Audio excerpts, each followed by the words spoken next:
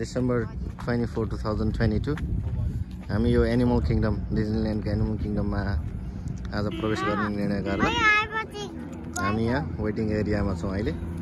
दृश्य भाइ यहाँ दिवान भाइ पनि सानै हुनुहुन्छ तर यस्तो चिसो एकदम छ आज यहाँ 40 to 43 टेम्परेचर होला सायद।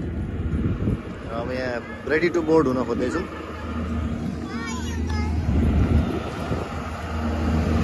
दृश्य भाइ यता हेर्नु।